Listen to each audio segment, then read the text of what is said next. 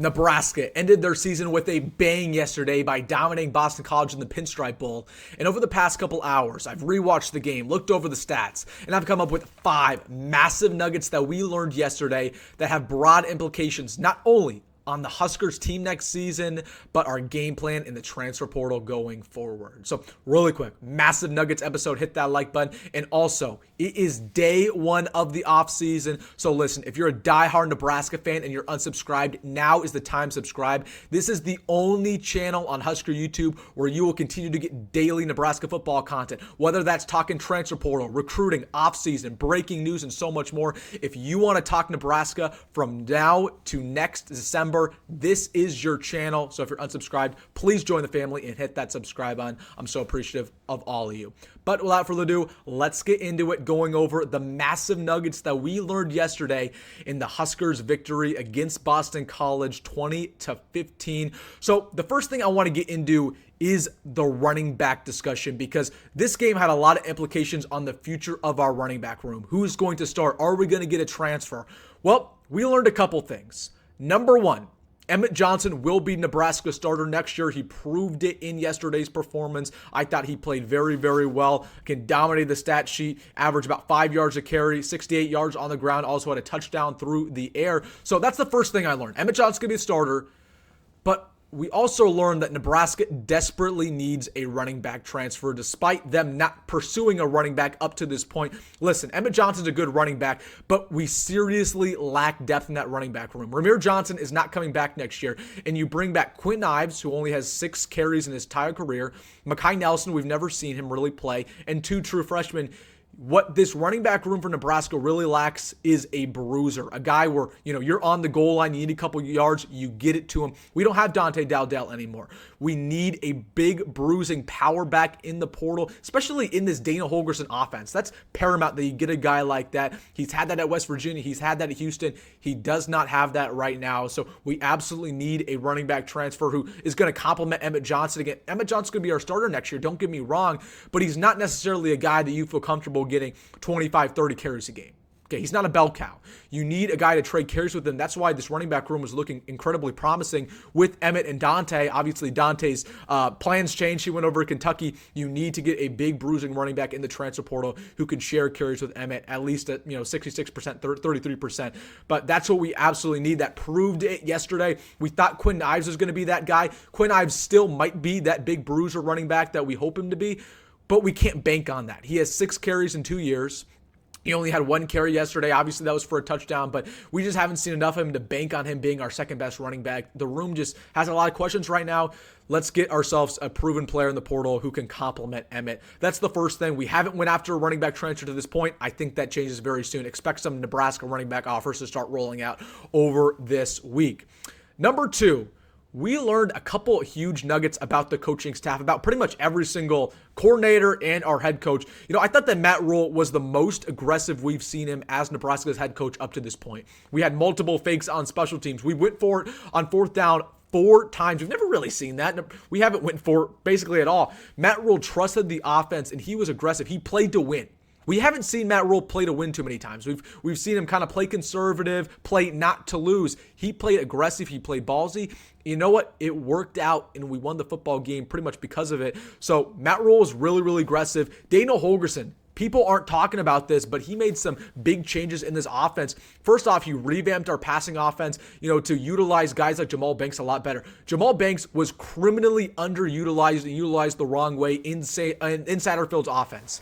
No longer is that the case, and for that reason, in his last ever collegiate game, he popped off for Nebraska, had about 80 receiving yards, and overall was our guy on offense. So, we completely revamped the passing game to get these type of guys open. Holgorsen was continuing to be aggressive. He took shots deep. He stopped the blitz, so I was impressed with Holgorsen. In his 4th game, John Butler was very aggressive as well, dialed up the blitz a couple times, kept the pressure on them. We had a couple takeaways as well, so John Butler impressed in that department. Overall, we played to win. We played aggressive. That needs to be the scheme going forward. We should stop being conservative. We got to go and play to win, and we did that absolutely yesterday. And the only poor nugget we learned about the coaching staff is Ed Foley, once again, is the guy we thought he is, and Ed Foley should be gone. That's just a dead horse at this point. I think that Ed Foley will be gone. That's the rumor on the street. We'll probably get our answer in a couple of days, but Ed Foley probably on the way out for Nebraska, our special teams coordinator, because special teams, once again, awful. Blocked punt, blocked PAT yesterday. Third nugget I want to get to, let's talk about the young breakout players, because we knew that a couple guys are going to break out. Vincent Shavers is the first guy we need to talk about. That was the best game we've seen from Vincent Shavers so far in his career. 6 tackles, a sack, 2 TFLs, 1 forced fumble. He was all over the ball game. He looked like Levante David out there. Willis McGahee was somebody I was talking cold, hard cash about. I thought Willis was going to have a really good game, and that's exactly what he did. 4 tackles, multiple pressures on the quarterback, 1 pass defended. He was really, really good. Donovan Jones is a walk-on freshman corner. A lot of people didn't know his name until yesterday. That's a guy who I've watched a lot of, throughout his football career, because he was an Omaha kid coming out of Omaha North. He played very well, stepping in at that corner spot. He's a physical corner. He's a good tackler. He had 3 tackles on the day. Keona Davis, another young guy, true freshman, got a couple pressures. Lyndon Meyer, that tight end, had his best game of his career. Caleb Benning had 3 tackles on the day. So listen, I was excited to see a lot of these young players. The future is very bright for Nebraska, and I'm not mentioning a couple too, because again, there's so many young guys who really, really played well yesterday. The future is bright. Good job by Matt Rhule to recruit these guys and to retain them. I'm excited for next year to see these guys get an extended role. Fourth thing I want to talk about, let's talk about Dylan Raiola. And not only Dylan Raiola's performance yesterday, but the recap on the season, because it was tumultuous to say the least. It was a rocky road when it comes to Dylan. I thought he showed a lot of growth versus Boston College. Of course, the stat sheet was really, really good. Completed about 75% of his passes, threw for about 225 yards on the air, 1 touchdown, 1 interception. Watching him and rewatching this game, I thought his pocket presence was vastly improved. His accuracy inside the 15 yards, really, really good. Decision-making was good. Vision was good. The only con about Dylan, and this is something that we're going to need to see improvement next year, his deep ball accuracy. We need to see his deep ball accuracy improve, because that's just been not good for Nebraska ever since basically week 4 or week 5. His deep ball accuracy has went down the tube. He overthrew Ja'Cory Barney twice in those first 2 drives. Ja'Cory Barney was open on a deep post. He missed both of them by overthrowing that football. He critically underthrew Jamal Banks, and that led to an interception on our first drive. So again, I don't want to sound like I'm throwing shots at Dylan Raiola. He had a really good game. He had a solid season, but that's the one thing. If he wants to take that big jump next year, it needs to improve that deep ball accuracy. Other than that, I was very impressed with Dylan. I thought he had a really good season, to say the least. I think people were too hard on him. People were too hard on Dylan. He did the best he could. He was constantly improving, and I'm telling you, the jump that he's going to make from year 1 to year 2 is going to be incredible. He's going to be one of the best quarterbacks in the country next season, and he has that work ethic. We know that he's going to put in the work to do that. It's not just skill. He has the work ethic to match it. So again, I was impressed with Dylan this year. Next year's going to be ridiculous. That's where you see that big jump to be one of the best quarterbacks, not only in the Big Ten, but in the country. Fifth and final nugget. Let's talk about the offseason, because I told you guys over the past couple weeks, if we won or lost this game, it would impact the perception of the program all throughout the next couple months. If you lost this game, people would be calling for heads to roll, right? Another losing season. You lose to an inferior opponent. Just a lot of frustration. If you won this football game, and that's exactly what we did, the Kool-Aid starts flowing. People start talking cold, hard cash. Oh my goodness, how good are we going to be next year? Listen, we're in for a fun offseason, and we got a good transfer class coming in. We got some new reinforcements for Dylan. We got a good recruiting class period coming in with some new freshmen. So it's going to be a very, very fun offseason. The hype is going to be flowing. There's going to be talk about Nebraska being a top 25 team in the preseason poll. Now, do you think they should be top 25? That's up to you. But just know that because we won this game yesterday, that really impacted the hype that we're going to receive over the next couple months. Listen, we're in a really good spot to take a jump next year. And Matt Rhule always said that year 2 to year 3 is his big jump. He did it at Temple. He did it at Baylor. Can he do it again at Nebraska? We will see. Here are the 5 checklists.